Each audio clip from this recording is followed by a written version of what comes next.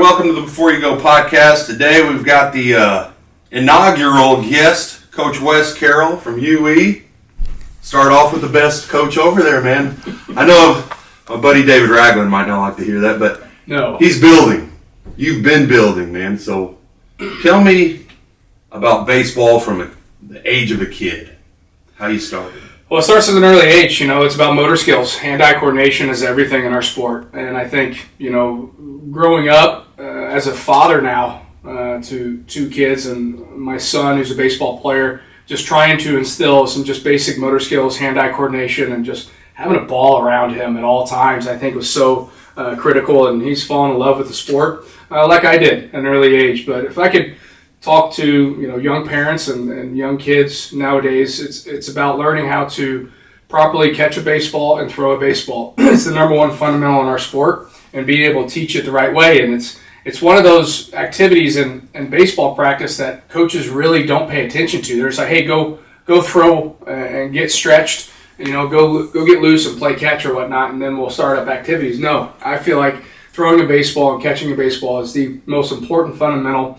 at an early age. And I'm talking at an early age from 5 all the way up to 11. Yeah. Because hitting's going to be fun no matter what. And you're going to end up figuring out what kind of hitter you are as you go through, but you have to have the basic fundamentals of catching a baseball and throwing. So I think that's the essential part at an early age. And so there's a lot of different ways you can do hand-eye coordination, just throwing different size balls, balloons up in the air, kind of catching. But also, I love ping pong. I think ping pong is an enormous part of developing hand-eye coordination. That's why you see a lot of baseball players obsess over ping pong, and you'll see a ping pong table in every single locker room possible kind of deal. And so it's just having that hand-eye coordination is enormous in the game of baseball. Yeah.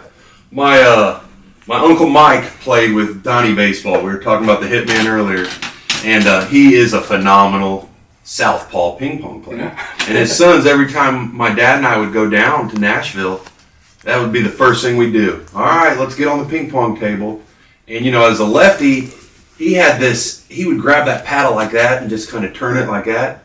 And he's very hard to beat because, for me at least, Coach, when I was a kid, if I didn't have a ball around, I was in trouble. Yeah. I mean, that's just my personality. So, I'd take like a rubber bouncy ball, that you could bounce as high as you could, but I'd toss it off the bricks at the bottom of my dad's house and kind of field it. And it goes with, like you're talking about, that dexterity, that hand-eye coordination that, what I don't like now is this specialized athlete thing from the time they're 8. And ACLs are torn at 13 now and 12. And what John Stanley was able to kind of instill in me was, okay, you're going to play basketball and baseball. Which one are you going to choose when it comes to, I said, well, can I do half and half? Can I do a basketball game this first conflict? Can I do a baseball? And as a baseball coach, he didn't like that. But okay, all right. But I think, especially at Harrison, when they had Coach Godden over there, it'd say, do this before basketball or do cross country, do something to where you're giving certain muscles a break and then you're building different muscles to where you're not blowing, elbows and stuff like that. Yeah, there's a lot to unpack there. I mean, if you look at it, there's pros and cons to all different sides of it. And the situation is we really don't have solutions for it. And what I mean by that is that multi-sport players, obviously from an athletic standpoint, develop a lot of different type of skills that really showcase, especially in the game of baseball.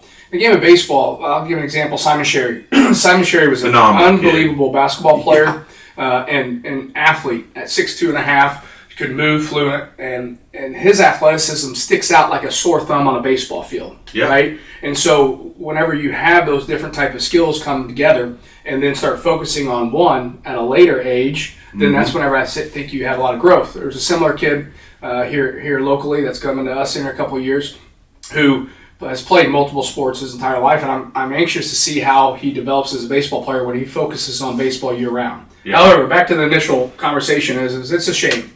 It's a shame that at age 8, 9, and 10 that they have to get specialized into it. And the reason why is kind of started with AAU basketball and select soccer a couple decades ago is it's become an enormous money grab. It just has. Travel baseball is broken, hands down. It is absolutely broken. And what I try to really focus on, and I'm guilty of it because my son, at 11 years old, started playing travel baseball and started going to these big tournaments and staying in these hotels and spending all this money. And it's really eye-opening. As a professional recruiter, so to speak, we go to these tournaments and we kind of see all the different talents, and it's drastically changed, over the past 2 decades with the type of talent is really, really spread out, because I think you'll see that any parent can go and make up their own travel ball team if they want their son to hit third and start shortstop. And I think you're seeing more and more of that, and really all the talent's getting watered down and spread out. Right. However, kind of back to it is we don't have a solution for it, right? I love the fact that this past summer, it was so exciting and awesome to see Eugene Pate make a really deep run. And I'm a Legion baseball kind of guy as far as growing up in Newburgh, playing at Castle, and then playing for Newburgh Post 44, and just having those guys from Harrison, Castle, and we were able to steal a couple Memorial guys that maybe lived in our area. That's where my dad played, Eugene Pate, when he wasn't in season at Memorial. And if you look back just at the competition and the loaded talent on those rosters, Newburgh, Eugene Pate, Funkhauser,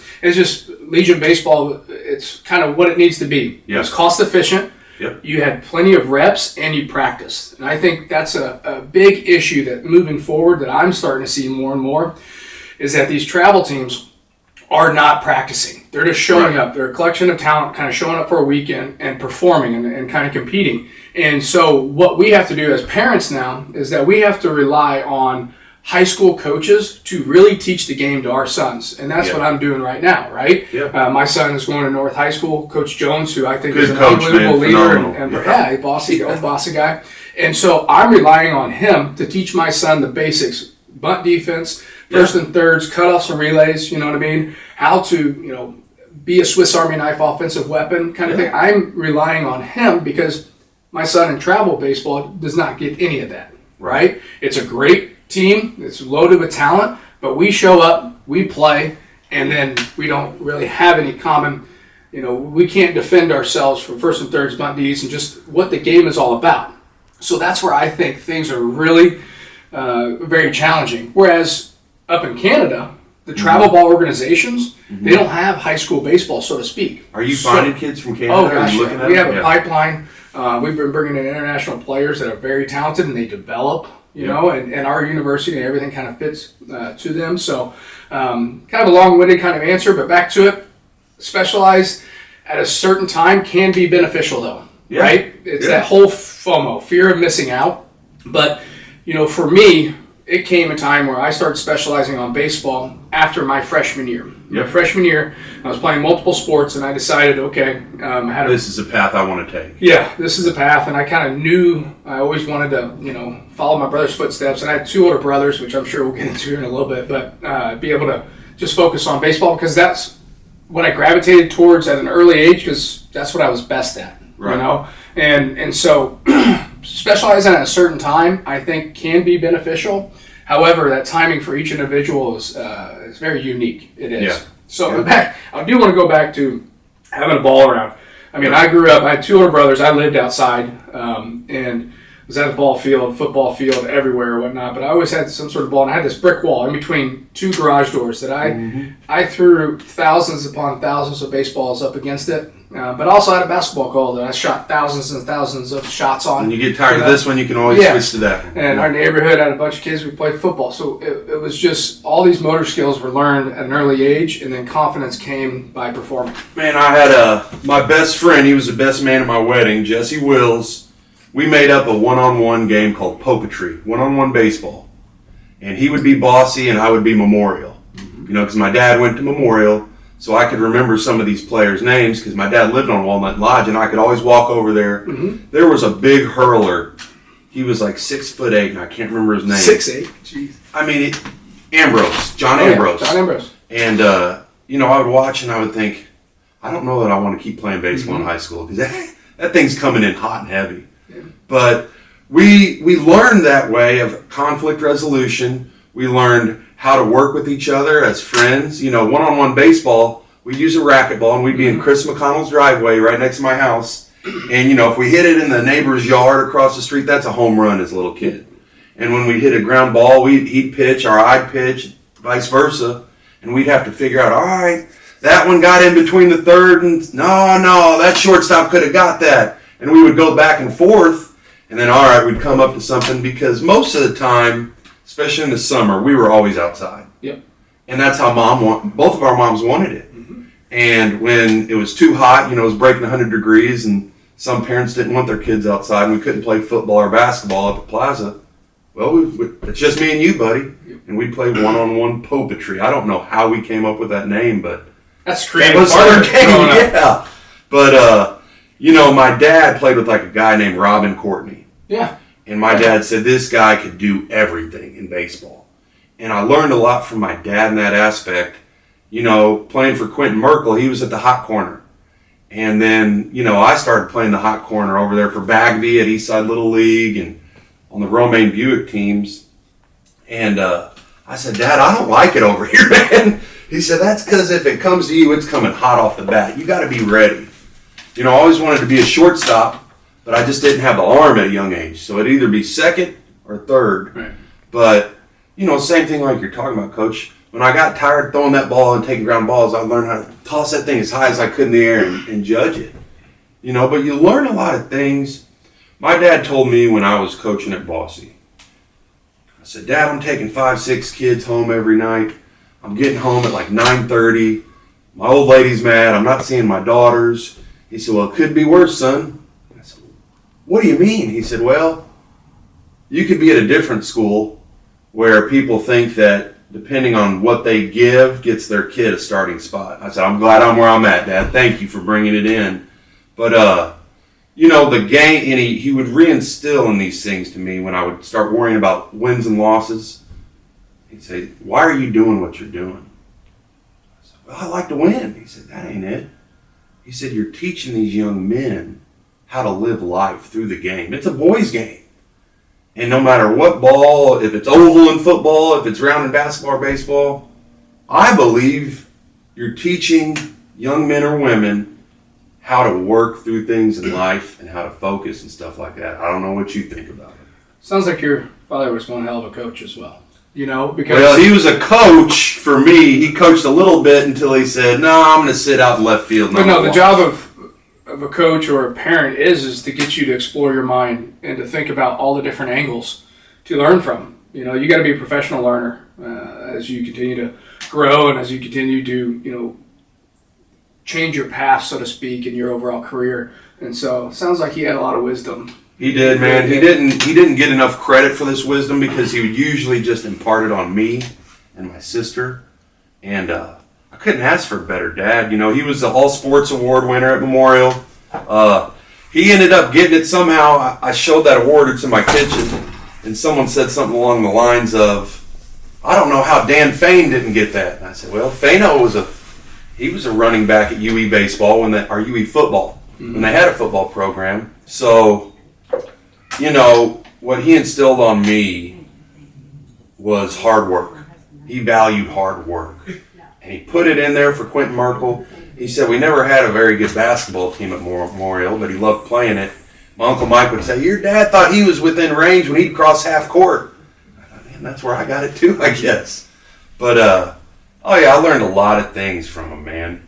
And I'm grateful. That's another thing is, at 41 years of age, I've learned gratitude. Yeah. Stop complaining about what's not working. Gratitude. Gratitude is a special word to me, and it means something to me because it means you've been humbled at some point in your life. It means like there has been something that you care about deeply that's been taken away. Yep. And I think as you fight back from those types of experiences, gratitude becomes a really special meaning to you, and and you're also fortunate. 4 second shots, and that's a little bit about my journey and my story at the University of Evansville is, 2017 and 18 were 2 of the worst years in program history, especially since Coach Brownlee really started building this program, and going through that process was the greatest thing that ever happened to me. Yeah. It really was. It humbled me. It made me really, look at my surroundings. It made me look at myself, and I went to work. And here I am in 2024. I still don't have all the answers, as I'm still searching and seeking different ways to be able to lead this program. However, really proud of just what we've been able to accomplish in the steps and the personal changes that I've made, I think just as an individual and as a person, it's just really great. I'm really grateful that I was given a second chance in doing something that I love. It was, losing and having that type of failure, you feel that strip away, and then you learn a lot about yourself. So, but then kind of go back a little bit is, each sport is different and unique in its own way, right? It brings its own challenges.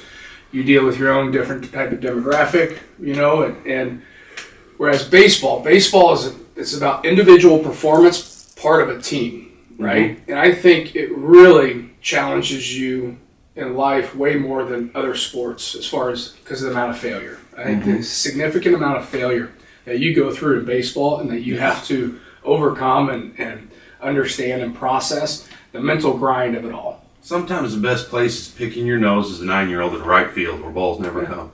You learn patience. Instead of picking my nose, I try to pick little things. You'd have a little dirt area that they would carve out. I'll pick something. And then the ball never, but, you're talking about loss. 2017-18, I lost a lot, man. But that was the same time, we talked about him earlier, I saw this freshman at Heritage Hills. And I had this opportunity from Nate Hawkins to help out. And it was right before I got divorced. I came back here to Evansville. But his name was Simon Sherry. And Coach Nate Hawkins said, Kyle, I want you to go see him play out at North High School and they do like a month-long feeder thing through, used to be Pocket City. I think they still do it. But I remember watching Simon play as an incoming freshman. And he was playing at the highest level against seniors, juniors. And I couldn't take my eyes off the kid. Murray Becker was over here on a different team, and he was hitting shots, phenomenal basketball player. But I called Nate immediately, and I said, you were right. This kid is special. And he was so humble. His dad's a great man in education out there in Spencer County, and he always had a smile on his face, and he was coachable. He would stretch, and he would always kind of smile and goof around, and then when you got him, I remember thinking, man, he's going to be good.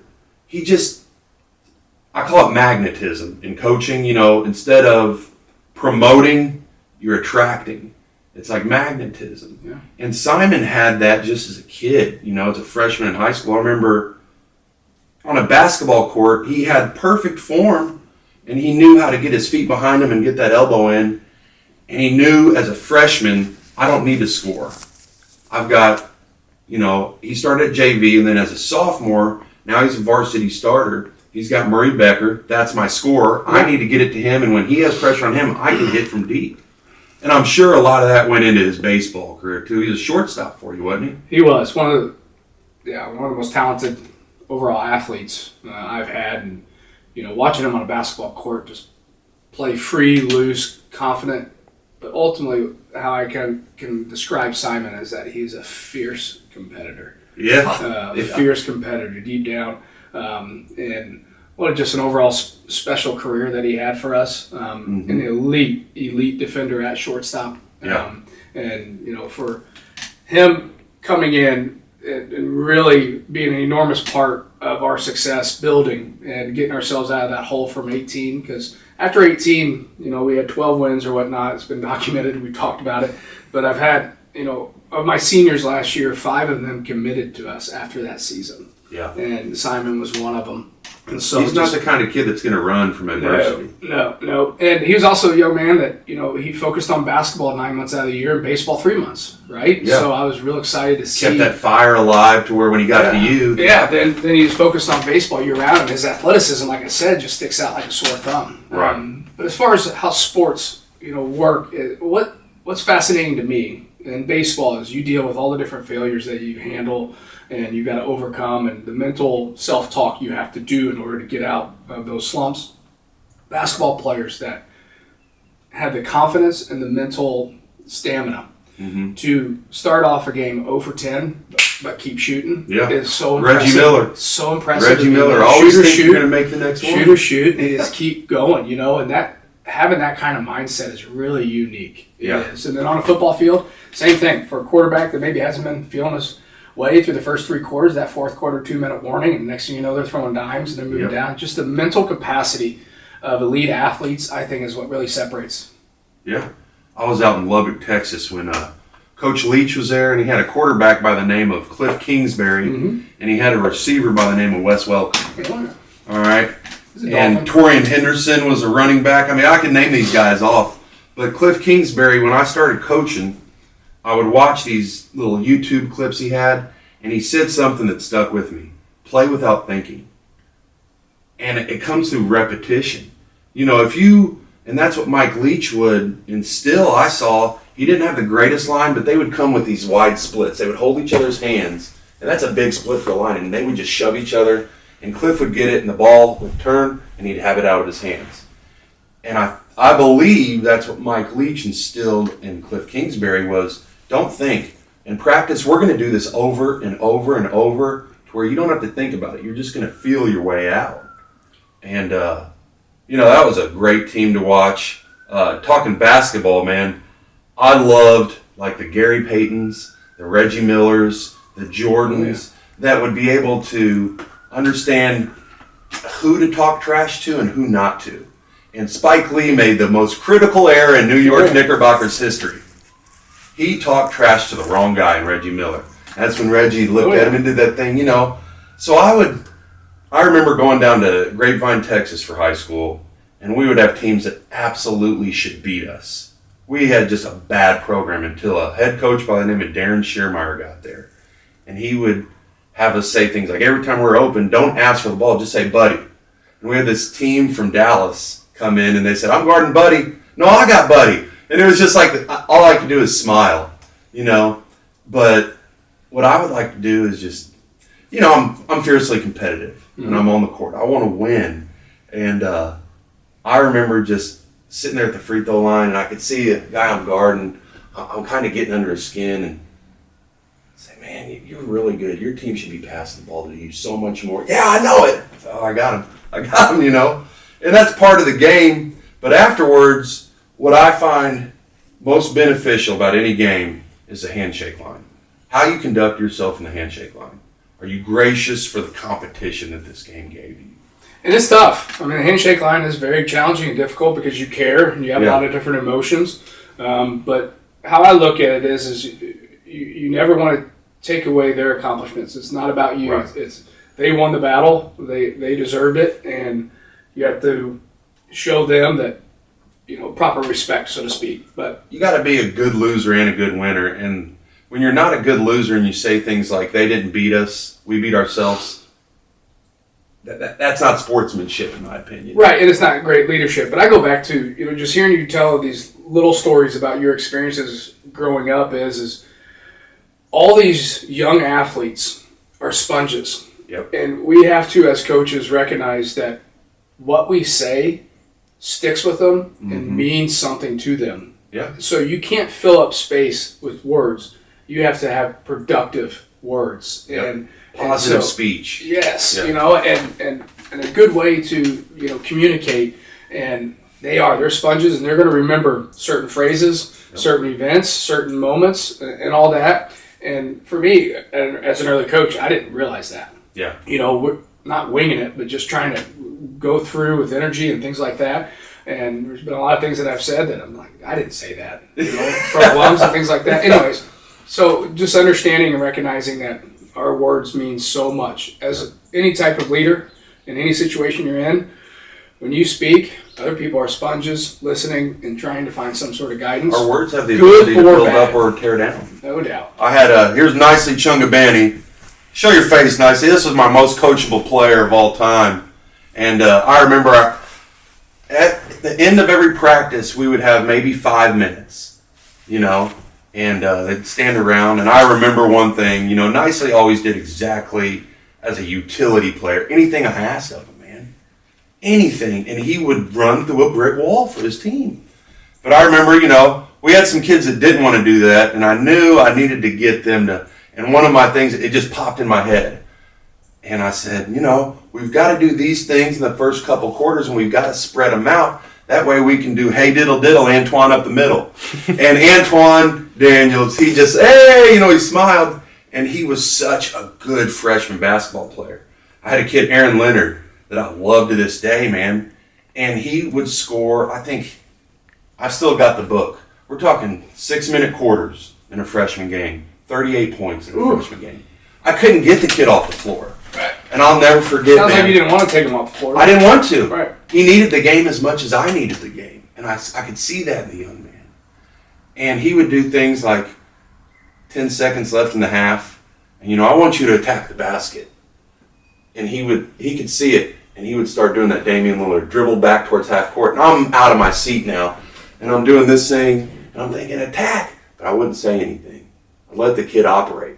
And he'd back up behind that volleyball line. And he'd just throw it up like that. And I'm ready to just tear into him like this. And that ball goes in. I'm like, yeah, let's go into the locker room, And, man, what a beautiful opportunity it is to coach, especially, young men or women that really need the game.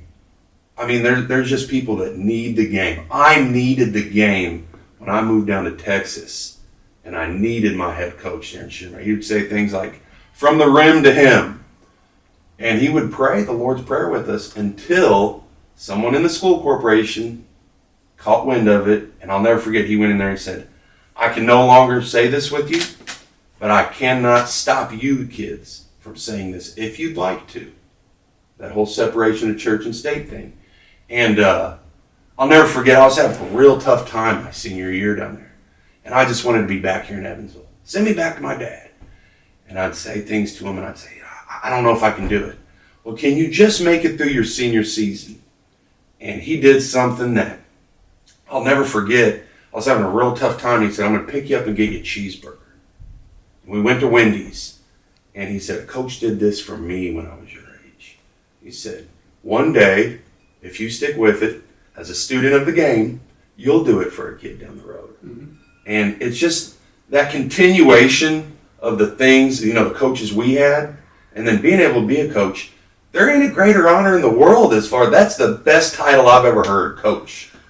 Absolutely. Next to parent, next to teacher. Yeah. And so, gosh, you have had some experiences, that is for sure. Yeah. And some coaches that have meant a lot to you, and now you're in the role trying to pay it back. What I look at is you have to have some sort of trust, right? Yep. As a coach, I have to have trust in my players that if I put them in positions that I feel like they can be successful and they're going to give me the proper effort and execution and perform. And as a coach, I need to be there for players that are away from home for the first time in their life. Right. Going through new experiences, especially as a freshman, I think is such a critical point. And it's very challenging to connect with a lot of different personalities. Mm-hmm. One thing that I've learned that I've tried to do is, I try to conform to all those different personalities. I just need to be myself. Yeah. And I need to be myself, which I feel like is a good version of myself now. When did you figure out this good version of yourself? What age? I mean, when did it click together? Well, through that humbling time of struggling. 17, 18, going through tough times. And growing up, I had authoritarian type of coaches, and Joe Liss, Jim Brownlee, those type of legends who just, they push you. Yep. There wasn't a lot of attaboy Carrolls, and so you would seek that, and I was playing for them. Right. And I think what's really transitioned is it's not about me at all. It is about them and their performance, and that's what's been really unique is building a culture of getting guys bought into something bigger than themselves. Yep. And all their individual accolades will follow. I think that is enormous, and it's very challenging in this day and age because all kids are put on a pedestal. My kids are definitely put on a pedestal, and it's very... How many do you have? I have two. I have a son that's 17 and a daughter that's 14. There you go. My son plays soccer and baseball. My daughter plays soccer. Yep. My wife played soccer at Evansville, so soccer and baseball family. And so, they're put on a pedestal, so when they come here, a lot of things have been given to them, and this is when the game is earned, at our level. Yeah. And so at the age 18 to 22, there's no more travel baseball. You're here. You're mom and dad this. are not, paying a coach, and so it's just always that tough time where, some kids get in sink or swim kind of mode mentally as far as can I do it? Can I not? Do I want to do it? This is a little more challenging. Is it worth it for me anymore to keep doing this? Yeah. Right. And you've got to be in the right place at the right time, when their mindset gets to that point, to encourage. Yeah. To sit there and say, push through. You know, and don't worry about the wins and losses in right. 7th grade or sophomore year like my daughters. Right. Just enjoy the game. Don't worry about the coach. But it's tough. It's easier. It's easier said than right. done. So we can only see it because.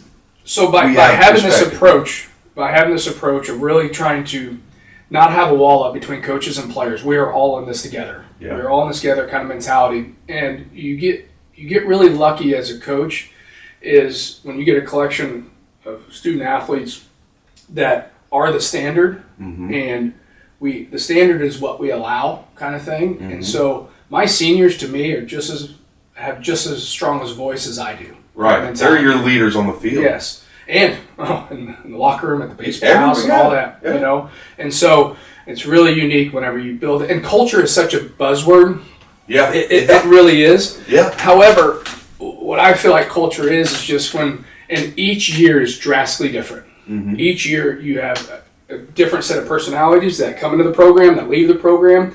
Last year we had a significant amount of personality graduate and leave, so to speak. And so every year is kind of unique and different in its own way, right? Yeah. And so it's always fun navigating those first couple months with your new group of players and your team to kind of see what we're going to kind of be like, what our identity is, how we can trust one another, believe one another, because we spend a significant amount of time together. We really do. Right. Come February 16th, we're on a bus. You know, we play 56 games in 14 weeks, you know, so we are in the trenches together, and it's navigating all those different personalities to make sure that you can be there at the right moment to encourage, to lift up, but then also get their attention when you need to every once in a while. I call fire a bullet. You know, you got to fire a bullet every once in a while just to be able to get some attention. Snap back in, Yeah, like, hey, the standard is not showing up, and these are the things we need to do. So it's always such a fun part of my job. I get paid to be around the game of baseball and be around a group of assistant coaches that are aspiring to be, head coaches someday and all that. So I had an opportunity with Brian Spear, and he looked at me in his office and he said, "Do you want to be a head coach one day?" I said, "Yeah." He goes, "Good," because I wouldn't hire an assistant that didn't have that aspiration. And then I got to work. I didn't go there after that summer period because a guy named Shane Burkhart, my best friend Jesse Wills, who I was talking about, he said, "Hey, my aunts are over there. Shane needs a freshman coach." I said, "I'd love it. I love that opportunity." And I learned so much like what you're talking about from Shane Burkhart. You know, people say things like you can't coach hard anymore. And I watched it. I watched the young Bobby Knight and Shane Burkhart. And he was able to coach that way. And he told me behind closed doors in his office, he said, "I'm able to coach because these kids know first and foremost that I love them."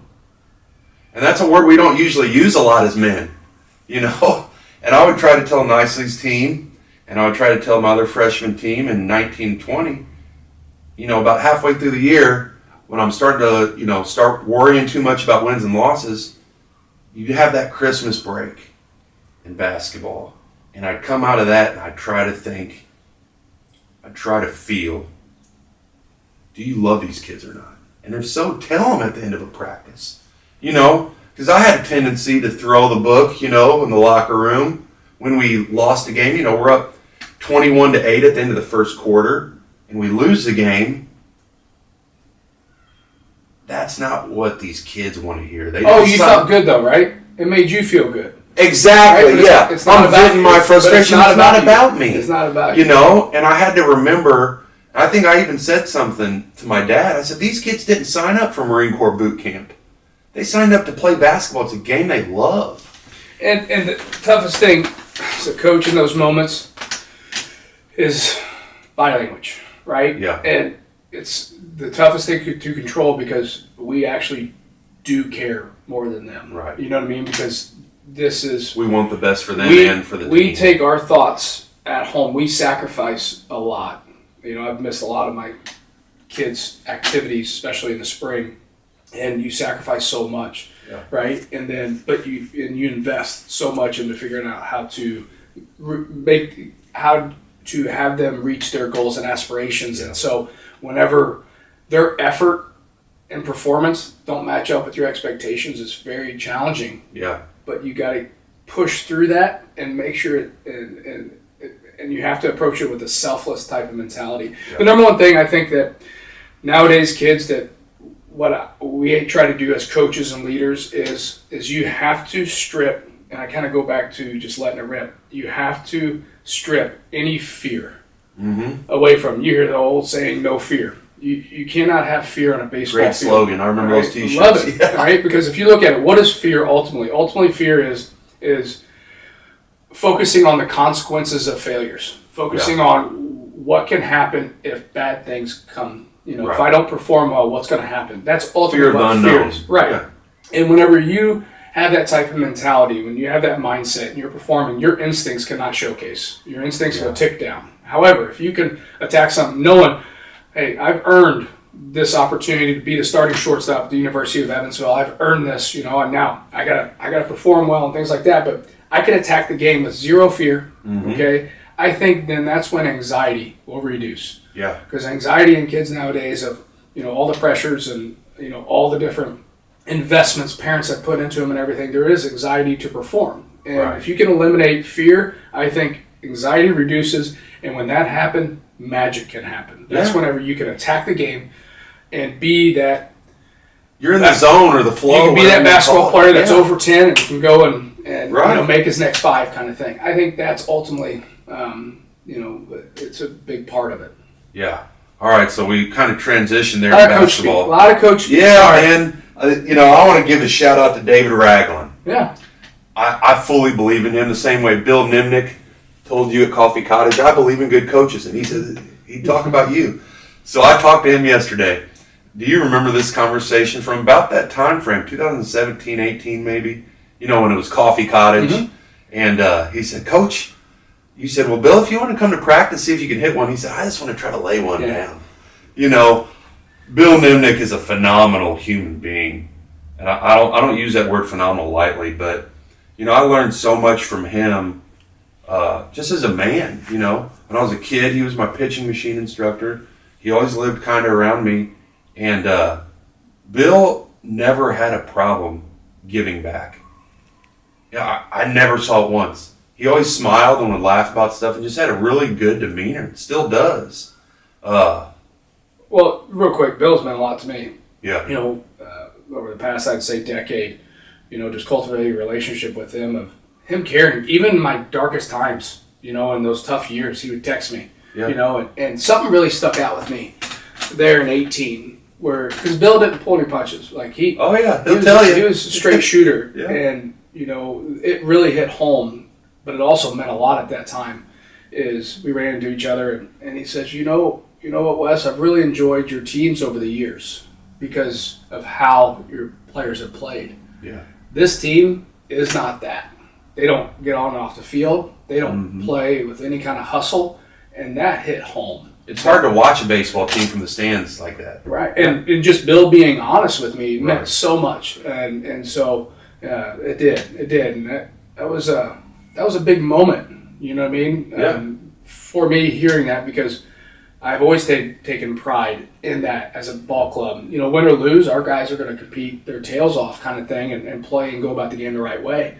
And so it really opened my eyes, and that was just what I really appreciate and always loved about Bill is that he was always there to uplift you, but he was also there, when you needed it. He has experience, decades and decades of experience to be able to showcase.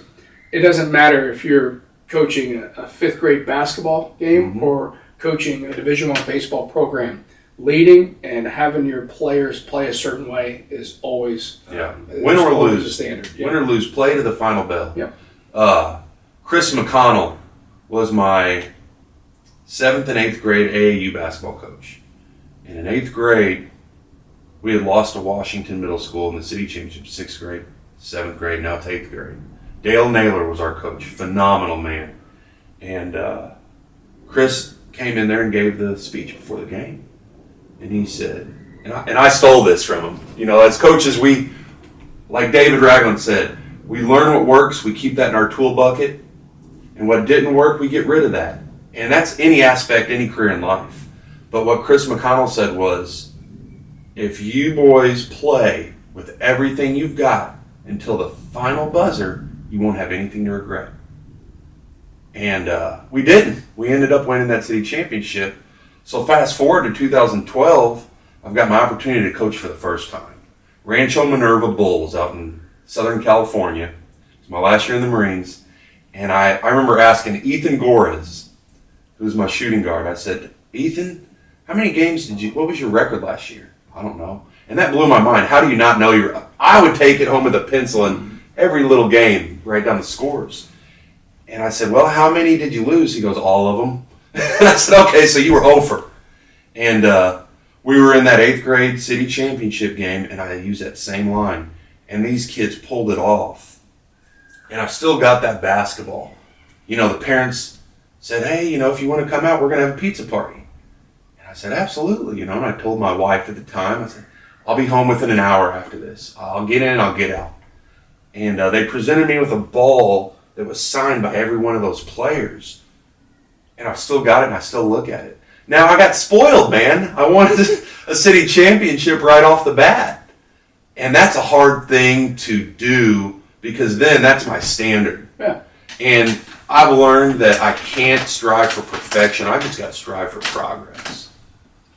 That's a good quote right there. I got a feeling you definitely stole that from a coach that liked that a lot. Yeah. You are a sponge. You are. You remember everything. That was the best compliment. We'd have in high school, we'd have that little write-up in the booklet. And Coach Schermart said he's a student of the game.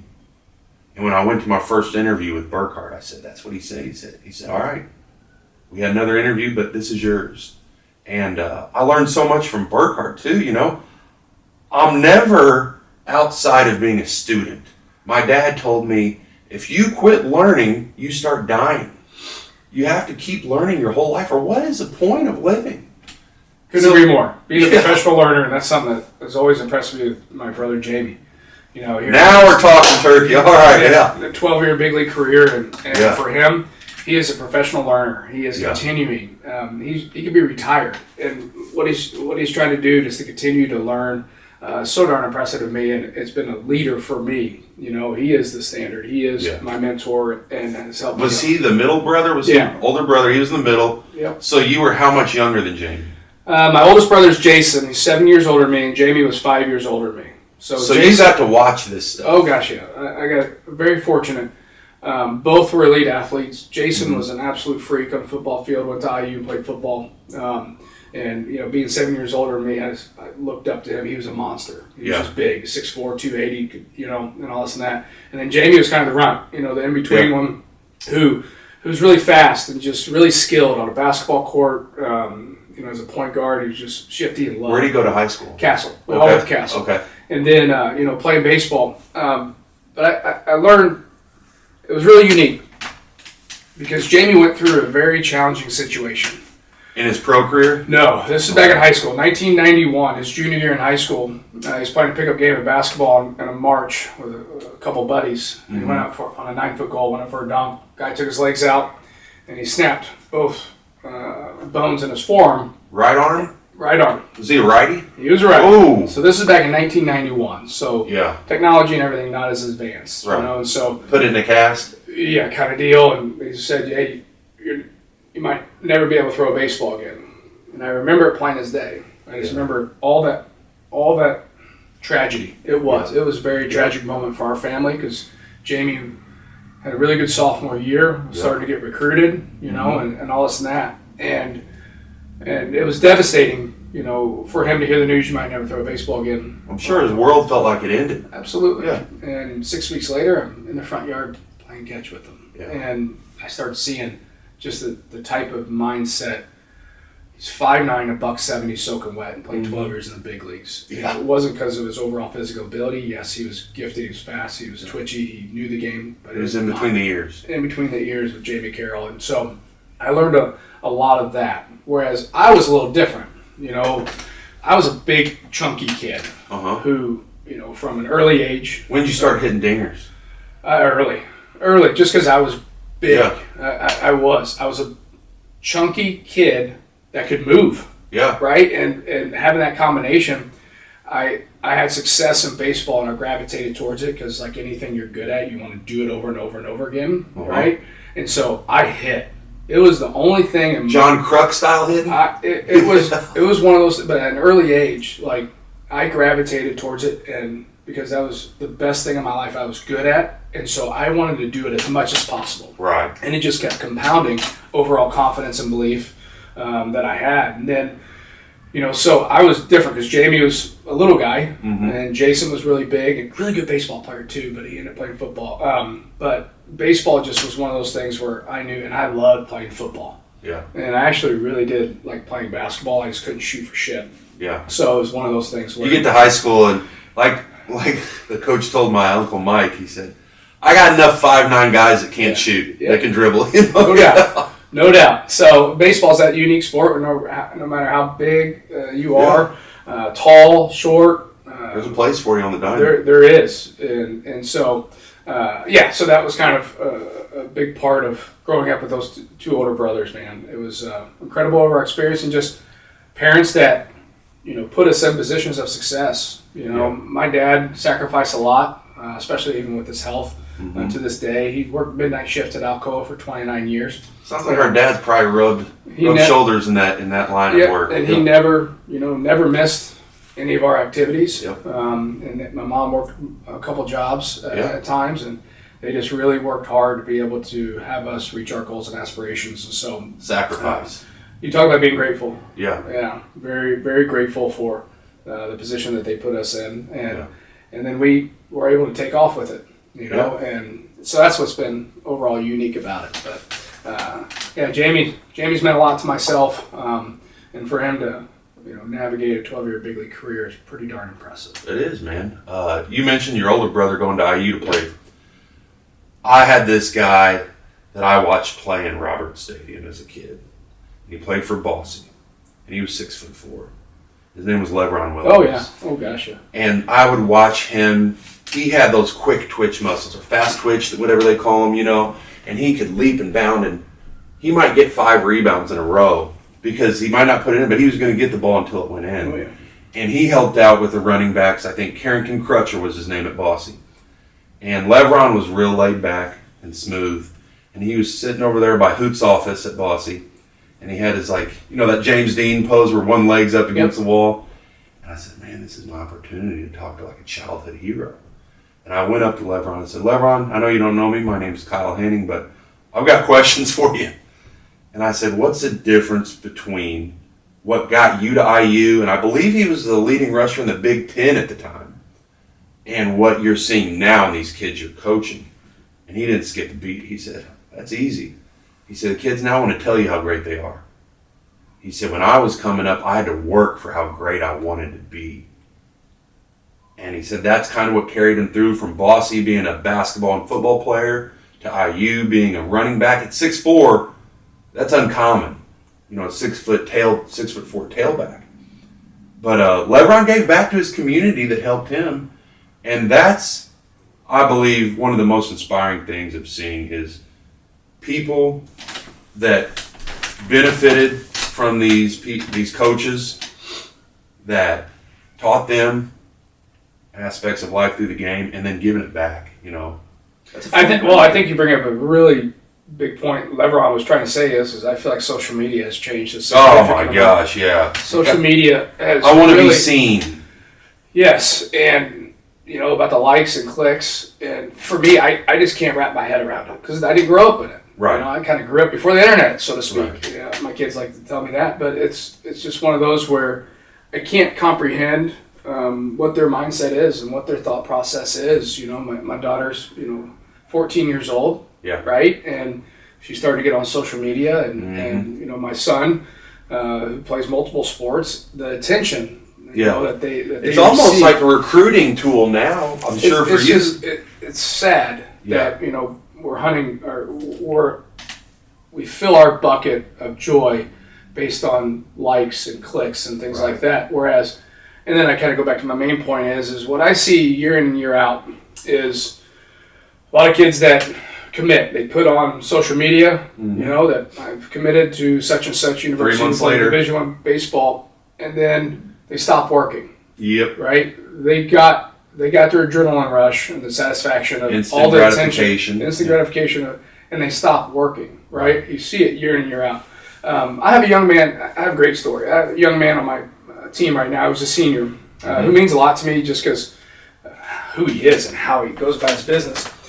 So years ago, I was recruiting 2 players for the same position, and one we're targeting as a walk-on, the other had a high offer, scholarship offer to him. I don't worry about it. Oh, good. So one we had, a high offer to. The young man with the high offer committed to us, and the next morning I get a call from the young man who's our walk-on position, and he says, I'm committing to be an ace. I said, okay, I want you to know we just had a young man commit last night. He's like, I know, that's why I'm coming there. Yeah. And it just blew my mind. Right. It just blew my mind that I'm going to have to work for my spot if I want it. Well, I'm coming there because I know I can beat him out. I know I'm going to outwork him. I know I'm going to beat him out. Sure enough, the high scholarship player was gone a semester later, and the walk-on person earned a scholarship, and he's going to be in my starting lineup this year. And just the mindset was so impressive to me because it's old school, right? Yeah. And so, I love that overall story. So, kind of looking at it as you see year in, year out, guys that they get the instant gratification, committed Division One, and then they stop working. Yep. They get to campus and they wonder why they're not performing well their freshman season. They show up on the campus and have an all-ship moment. Yep. And then that's whenever the sink or swim kind of happens. This is okay. Am I going to work? Because you're obviously talented enough at a certain point in order to commit. So you see that year in, year out. The social media is really challenging to process and understand, the new age kind of thing, but it's here. It's not going where it's kind of like NIL. It's not going anywhere, so you got to learn. We got to learn how to operate in this new world. Oh yeah.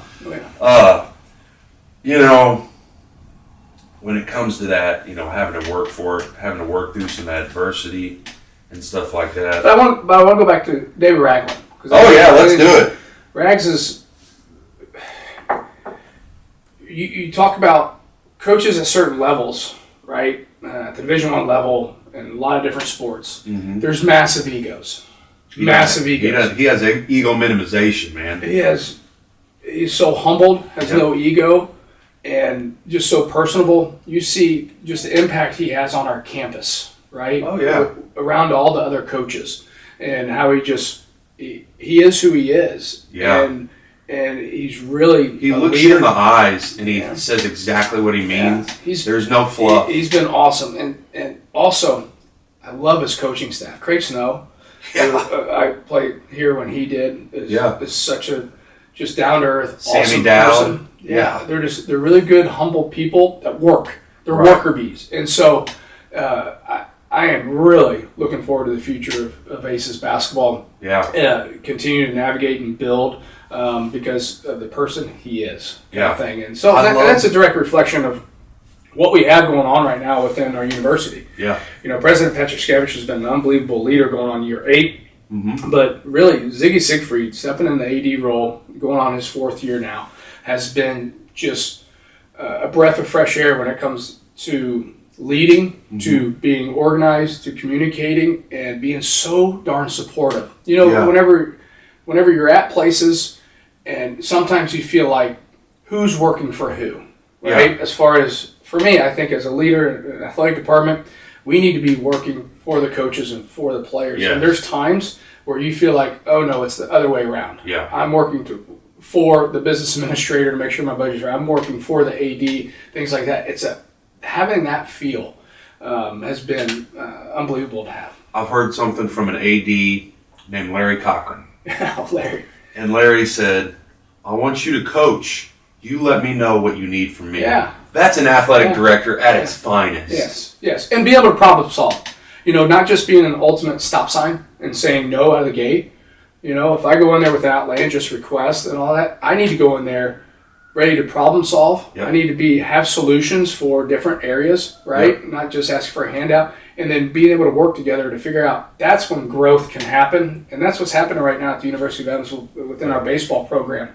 The growth that we've had over the past, 7 years from getting German American Bank turf field. Mm-hmm. I know. I remember Coffee Cottage. That was for about 2 years. Every time you come in there, the conversation. I need to be able to compete in recruiting with the Valley, and I can't with this grass field. Absolutely. And I went over there and saw you practice. That thing is beautiful. It is. It's absolutely gorgeous, and it's really changed my life and changed everything within our program. But then also, Ken Mycrant stepping up for our indoor facility, the Armory, now the Mycrant's Family Fieldhouse, being able to have that. And then here we are getting ready to navigate a new performance center in our new weight room.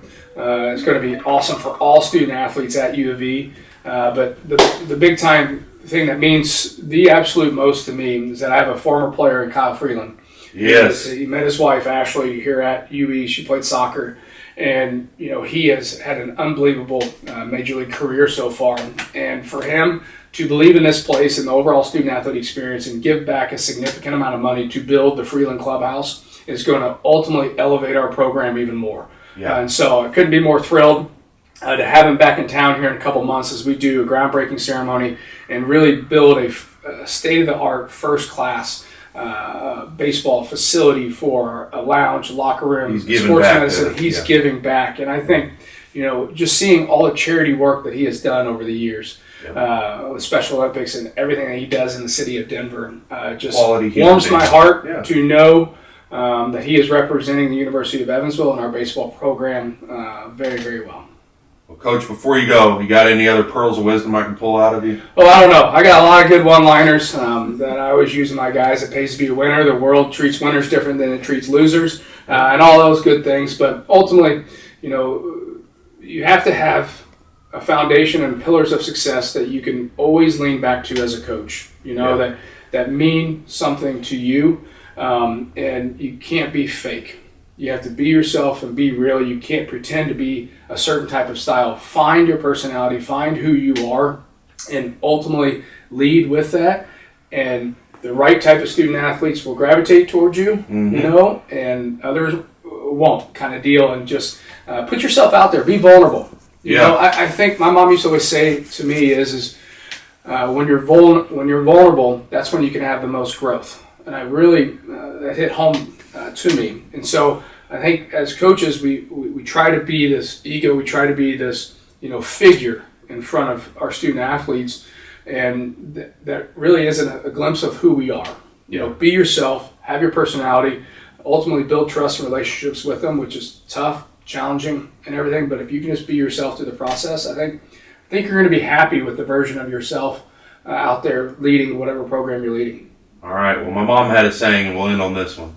She'd say, you never know how you look till you get your picture took. Coach, will you get your picture took real quick, nicely here before we go? That's it, man. Awesome. Good. Always a pleasure, Coach.